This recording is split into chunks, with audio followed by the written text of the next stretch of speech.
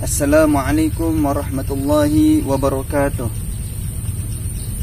Alhamdulillah, wassalatu wassalamu ala rasulillah wa ala alihi wa ashabihi wa man tabi'ahum bi ihsanin ila yaumil qiyamah, amma ba'd. Kaum muslimin rahimani wa rahimakumullah, ketahuilah bahwasanya dunia itu mempunyai 4 sifat. Dan dengan sifat ini membedakan antara kehidupan dunia dengan kehidupan yang lainnya, yaitu kehidupan alam akhirat. Semoga kita yang mendengarkan video ini, yang menyaksikan video ini, kita tidak terlena atau tidak tertipu dengan keindahan dunia yang kita lihat pada saat ini. 4 sifat yang ada pada dunia, yaitu yang pertama, dunia itu mempunyai sifat sementara, tidak abadi dan tidak kekal. Dunia itu pasti akan rusak. Banyak sekali contoh-contoh yang menunjukkan bahwasanya dunia itu mempunyai sifat cepat rusak, sementara dan tidak abadi. Di antara contoh yang kita ambil ialah ketika kita melihat seorang wanita, yang wanita ini parasnya, wajahnya sangat cantik sekali ketika berumur mudanya. Kita sebagai seorang lelaki itu merasakan cinta, ya, karena melihat wajahnya mempesona, kemudian juga cerah, bening, lembut.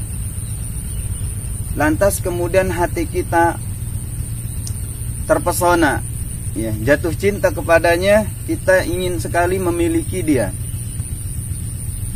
karena kecantikannya. Namun kemudian setelah kita memilikinya dengan akad nikah yang sah, kita kemudian hari pertama melihatnya takjub. Ini siapa ya? Saya tidak menyangka saya memiliki wanita yang cantik yang menemani diri saya seumur hidupku, kan gitu.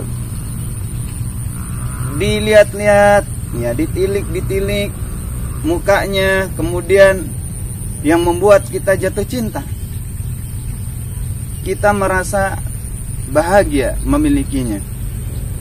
Namun hari demi hari, pekan demi pekan kita jalani, bulan demi bulan, kemudian tahun demi tahun, 1 tahun, 2 tahun, 3 tahun, sampai kemudian bertahun-tahun kita, ya, hidup bersama dengan istri kita tercinta yang awalnya kita merasa cinta karena kecantikannya.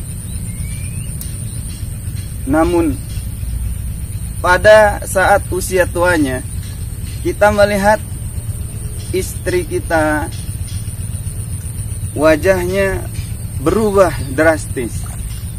Yang awalnya cerah, lembut, keker, ya gitu ya. Pokoknya kayak film-film yang seakan-akan menggambarkan keromantisannya. Namun di saat kita melihatnya kembali, istri kita yang sudah tua, apa yang kita ketahui?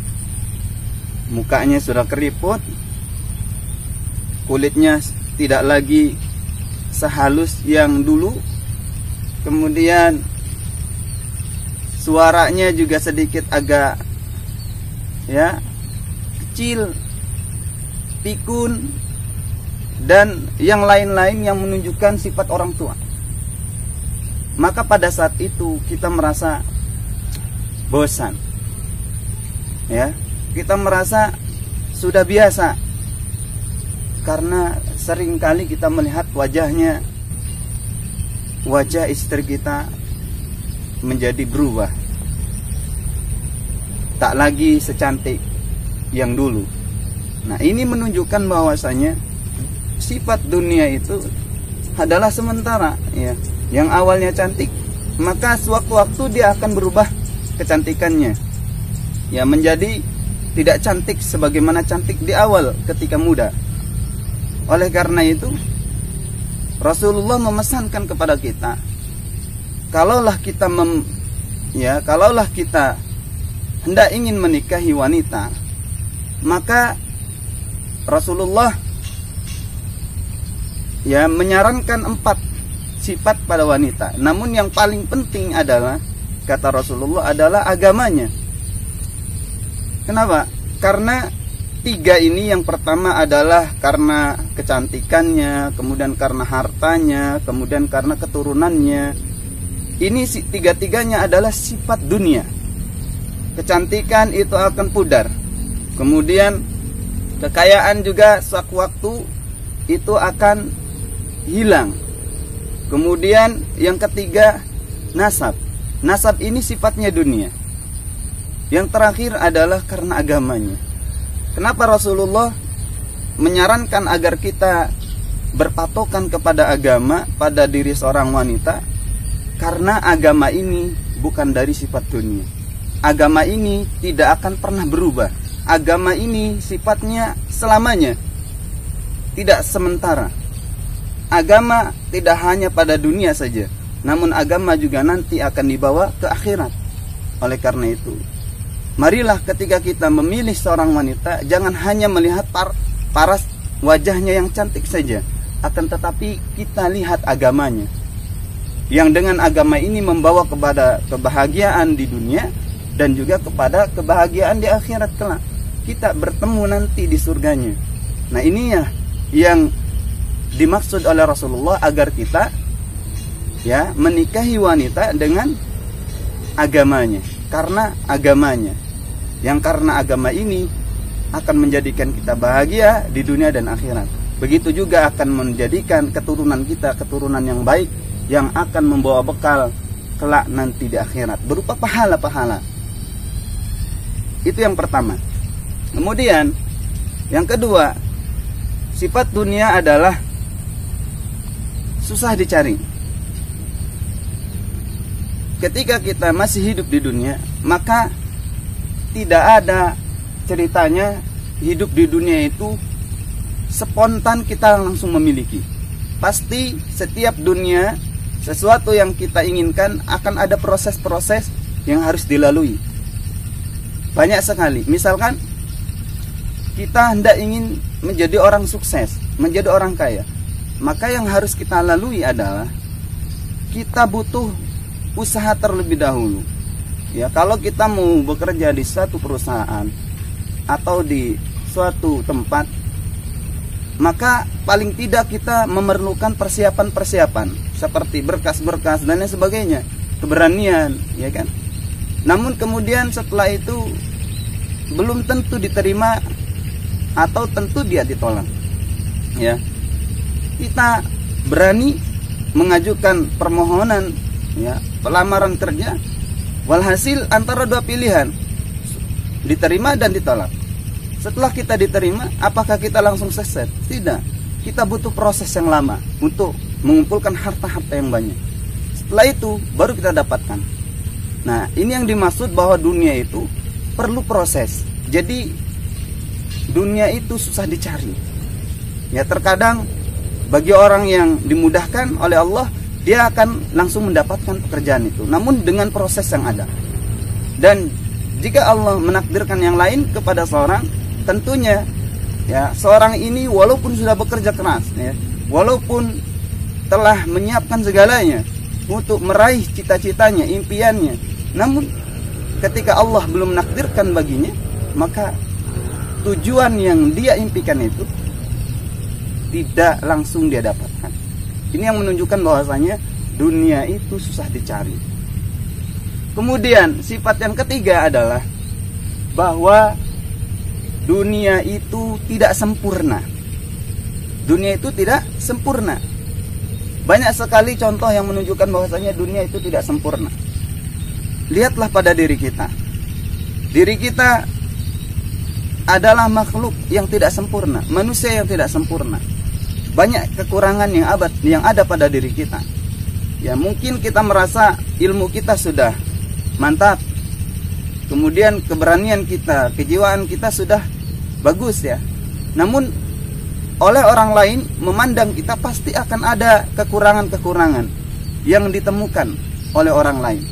Begitu juga ketika kita melihat orang lain, maka yang ada pada diri kita, pada hati kita, atau pada pikiran kita, melihat orang lain itu penuh dengan kekurangan.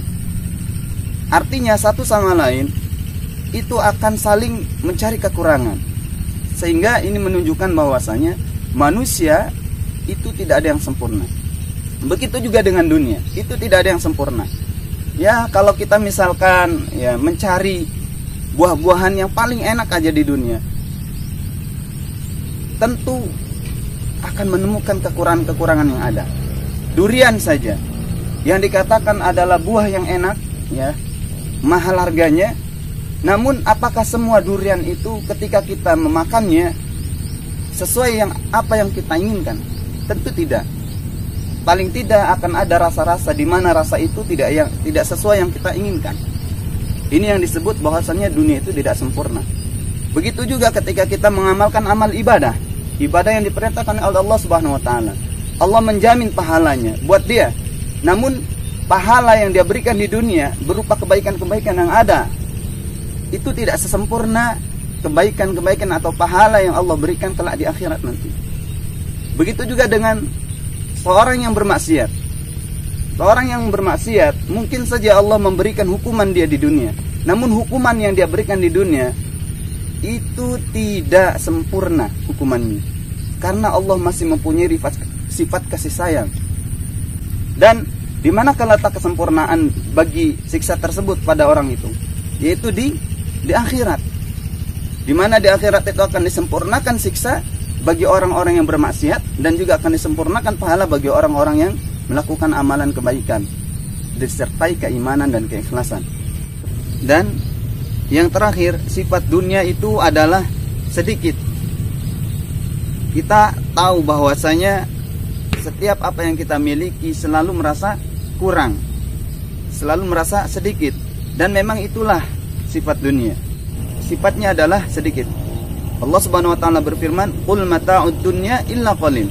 Katakanlah bahwasanya perhiasan dunia itu illa qalil, kecuali sedikit. Artinya ini menunjukkan bahwasanya setiap apa yang ada di dunia itu sedikit. Ketika kita menginginkan sesuatu kemudian kita mendapatkan itu, kita akan selalu mengatakan kurang. Ketika kita mendapatkan apa yang kita inginkan sebelumnya, kita selalu merasa ada yang kurang. Ini menunjukkan bahwasanya dunia itu sedikit. Dengan adanya sifat dunia ini menunjukkan bahwasanya alam akhirat itu lebih daripada dunia. Maksudnya apa? Alam akhirat itu lebih utama daripada dunia.